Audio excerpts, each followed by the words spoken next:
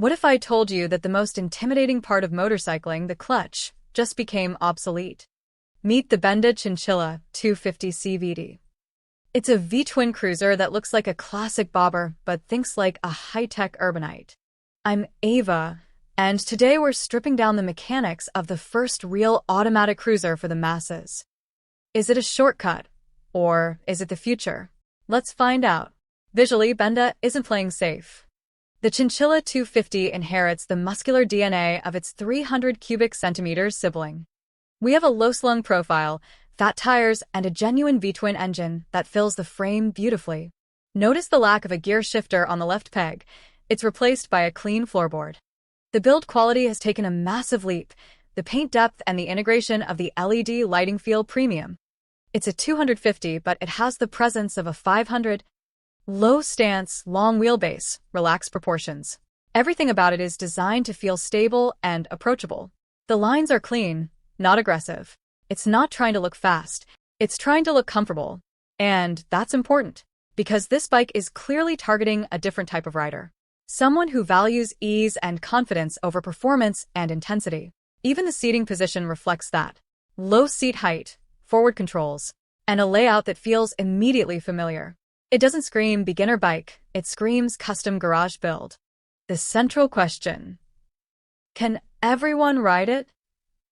Technically, the answer is a resounding yes. With a seat height sitting at just $706 $text If you can sit on a chair, you can balance this bike. It's targeted at the new wave rider. Those who want the cruiser lifestyle without the steep learning curve of gear synchronization.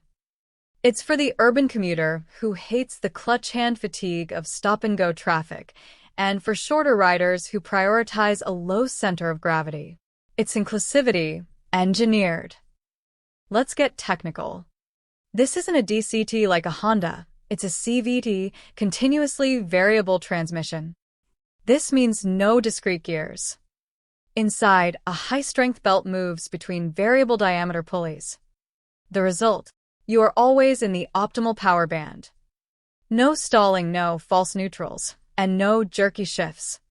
Benda has tuned this specific CVT to handle the torque of a V-twin, ensuring that the twist and go feels punchy rather than rubbery, like a small scooter. Smooth, predictable, and easy to control. There's no interruption in power delivery. No need to think about shifting points. And for many riders, that will feel incredibly comfortable. But at the same time, something is missing. That mechanical interaction. That sense of. For experienced riders, this might feel too disconnected.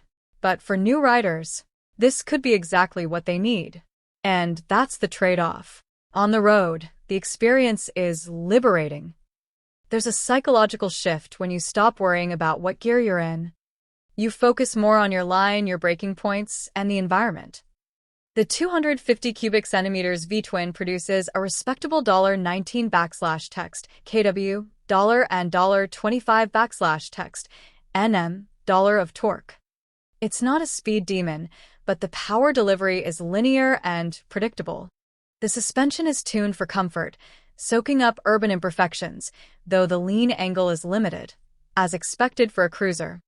It feels light, flickable, and honestly, a bit like cheating in heavy traffic.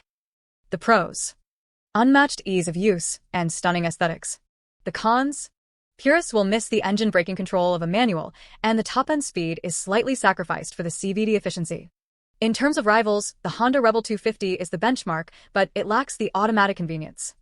The Hyosung GV250 offers the V-twin feel, but feels dated in comparison. Benda is currently in a league of its own for automatic cruising. The Chinchilla 250 CVT isn't just a bike, it's an invitation.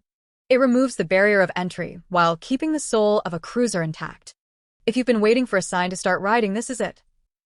I'm Ava. Analyze the specs, but follow the feeling. See you on the road.